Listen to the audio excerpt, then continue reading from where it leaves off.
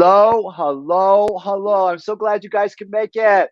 I am so glad you can make it. Let me tell you, first of all, I got to start off by just acknowledging I am so nervous. I've driven my producers crazy just before this show with last minute stuff, and I am nervous. So let me introduce myself. Some of you know me and some of you don't. My name is Chuck Woffard. I live in Central Florida. And I think the most important thing I want you to know in this moment is I'm a techno dinosaur. So I have not kept up with the technology of the day. In fact, I'm probably 30 years behind. So I have two producers, executive producer Deborah Furr-Holden is my executive producer, and Kiana Wofford is my producer. Kiana is my niece. I love her to pieces. And Deborah is a very dear and best friend of mine. So I now that I've gotten that out of the way, so this would not be happening without these two people. And I think what happened was a couple of days ago we were talking, and I just impulsively said with no thought to it, put me on TikTok. Now, do I know what TikTok really is? No. Do I know what I would do on TikTok? No. But am I on TikTok? No. But am I on Facebook? Yes. And I'm on YouTube. So everybody is supposed to get 15 minutes of fame. I'm getting mine right now. How's that? So, you guys, I wanted to have a conversation with you about making every day and every moment count. Like really making every day and every moment count. So in February of this year, 2021, I was diagnosed with metastatic pancreatic cancer, which is a very aggressive cancer. And I had been sick probably almost a year before, but it had not been diagnosed. And I've been going back and forth with the doctors and being scanned for what was wrong, and they couldn't find it. They found lots of other stuff, but they didn't find that. And I kept saying, that what you're finding is not a match for my symptoms. Keep going because you're missing something, and we ain't stopping until we find it. And then finally, I went to a different treatment center outside of the area I live, and the Moffitt Cancer Center in Tampa, which, by the way, if you ever have need of a cancer center, is a very fine center. And they had me diagnosed within 3 weeks. So, as with most patients, you want to know, well, what does this really mean? And how much time do I have? Is it really a death sentence? How much time do I have? I asked it of the doctor. I asked him to be really straight with me. And he said, depending on what you do or don't do, anywhere from 4 months to maybe 11 months. That was in February. So I'm at the 4-month part right now. And I've completed that milestone. And I've set another milestone for myself of July 1st. And then it's going to be Labor Day. And then it's going to be Christmas and so forth. Okay. So I'm not telling you all of this because I'm looking for sympathy or that I feel bad about it or anything like that. I'm saying this because, excuse me, it brought up something for me that I wanted to share with you that I thought was really significant. And that is when I knew in February that I could possibly die by June, I really had to do some thinking, some hard soul searching, and I had to do it fast. I didn't have a lot of time for it. And the worst part was at that point in February, I was in a lot of pain. And when you're in a lot of pain, when I've been in a lot of pain, what happens is you get drained very quickly because it's not only just the pain that you're dealing with and trying to manage, but it takes a lot of mental energy to manage it. So you don't have much left over for anything. And I had closed myself off from all of my friends and family. You know, people would call and they would like want to come visit or what could they do? And I would say, this is not a good time. I need to be alone. I need to like deal with myself. I can't have my energy taken up by dealing with anybody else and so forth and so on. And so for months, it was like impossible for anybody to get like really close. And then one day, my niece Kiana, who, by the way, I make sound like she's probably a young lady, but she's actually 46 years old. And she called And, Uncle Chuck, I want to come down and blah, blah, blah, blah, blah. And I go, no, this is not a good time. I got all I can do with myself. I don't have any energy to deal with anybody else, blah, blah, blah. I'm not coming down for you to deal with me. I'm coming down to provide whatever needs to be provided. And that's all there is to it. And I go, no. And then she goes, Uncle Chuck, you could pick a date that really works for you, or I could show up as a surprise. Now, one of the things you guys want to know about my niece is that she's never, ever talked back to me in her entire life. Never. That was like the first time. And I was like holding the phone. And of course, when you get that moment in your mind where you're at a crossroads, you go left or you could go right. And if I went left, I would say, F you, leave me alone and hang up the phone. Or I could go right and I could say whatever I say, right? So I was at that crossroads in my mind. I clearly could see the crossroads there. And I thought, she's never talked like that to me before. Maybe she's got something going on that I should listen to. So I agreed that she could come down. And she's been with me since March, and she's been like a godsend. She has been like, I don't know what I was thinking not to have her here. It was like, that was insane. That's what cancer does. It makes you do insane things sometimes. Insane. So she's been here with me. We've been having a great time. We're like kindred spirits in so many ways. We cook together, laugh together, cry together, whatever. And every single moment I have with her is a moment that really counts. Every single moment, no matter what we're doing, no matter what we're planning. So you tend to think, because I did, I think I would be safe in saying, I used to say to myself, tomorrow is a given. Now, did I know it was a given? No, I knew that it really wasn't a given, but did I act like it was a given? Absolutely. And I'm going to assert you probably do the same thing. You probably think that tomorrow is really going to happen for you. And you don't even really question it. And so you live like you can put something off today for tomorrow.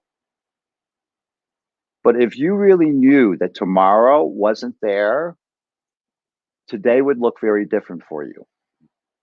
And that's what I live with every single day. I thank God every morning when I wake up and I'm not in pain, because I now have a day that I can do some stuff that I couldn't do if I was in pain. So it's just been incredible. And I've had like 3 weeks of blessing with little to no pain. And I've chocked it full of things that I could do from moment to moment. I get in my car in the morning occasionally, and I drive an hour and a half to the casino, and I'll stay for 5 or 6 hours, and I'll drive back home. Or my niece and I will plan a shopping tour, or whatever it is that I want to do. Listen, I want to encourage you, really, really encourage you to live every day as if tomorrow's not a given. Your life will look very, very different. And it will be full of stuff that you never expected. So anyway, I wanted to also say that I discovered a long time ago. So many of the people on this call are Landmark graduates. And I'm not going to explain Landmark to the people that don't know yet, because that's not the intention of this call.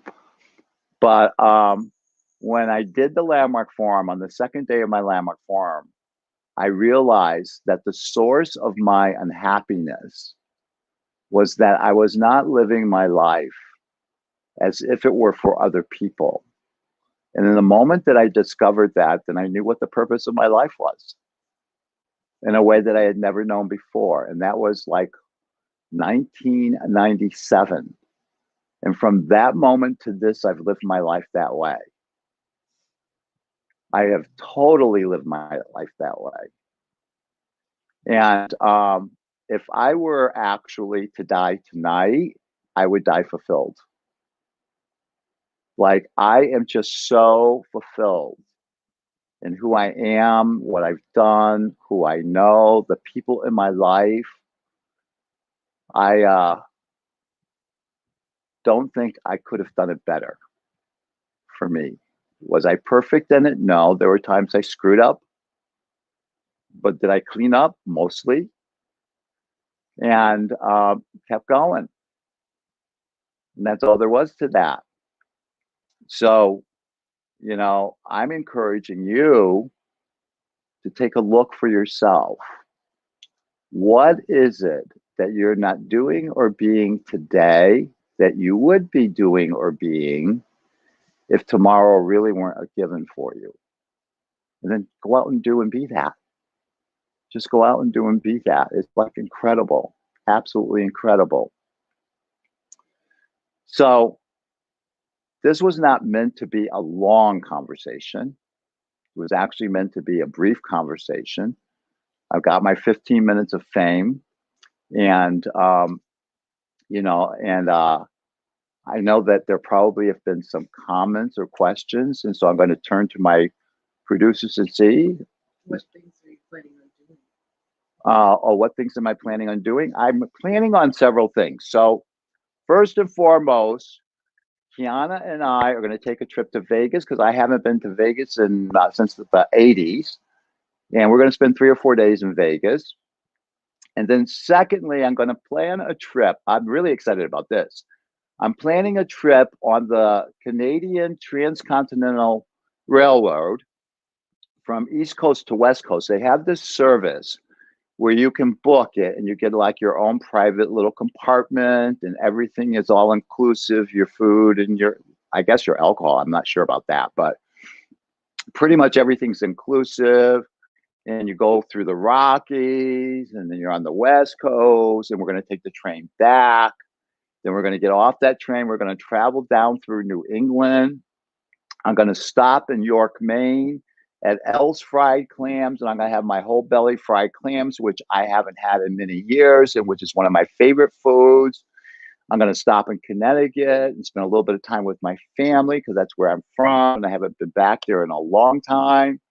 And then travel down through Pennsylvania and Virginia and the Carolinas and see some friends that I haven't seen in a while, and then back home to Florida. So that's an exciting trip I want to take, like probably towards the end of August into September.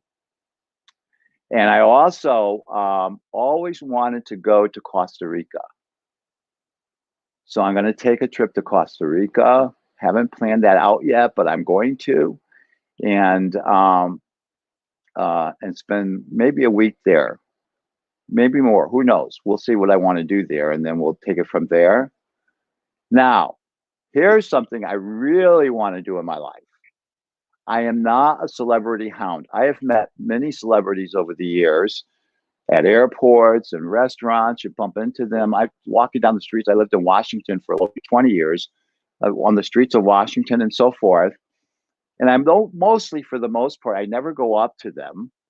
I never asked them for autographs. I'm just not a celebrity hound. But I did approach Madeleine Albright at the airport one day. I saw her at the airport. And just to thank her for the service she provided our country. That was the first time I ever went up. But I've seen Diana Ross. I've seen George Stephanopoulos.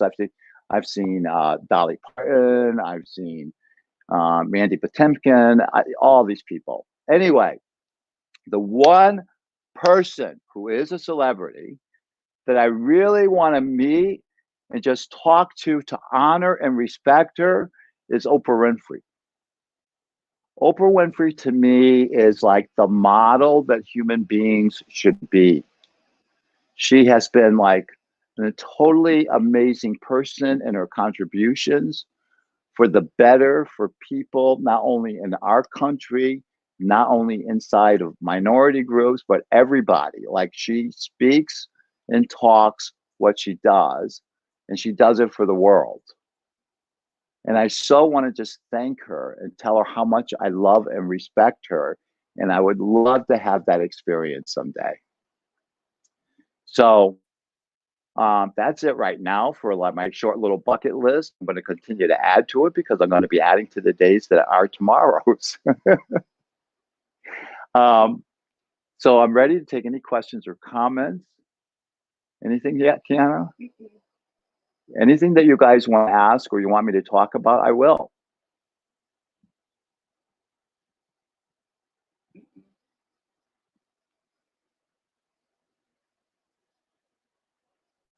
Okay. Well, then that's not necessary. And I want to really, really thank you for being here. And I'm going to close with something. One of the things that happened for me during the pandemic, like with everybody, you know, you're shut in. My niece came down. She turned me on to Netflix. And on Netflix, there's a series that's called Pose, Pose. And it's all about a community of people in New York that has to deal with being isolated from the larger community and deal with what life throws at them. And they literally live life every day as if it really matters. And Pose is like one of the best productions I have ever seen. So, and if you haven't seen it or you don't know about it, you should actually check it out for yourself. Um, but I'm going to close with the opening of Pose, the typical way that they do it. You ready? Okay, great. So the category is live, work, pose. Bye, all.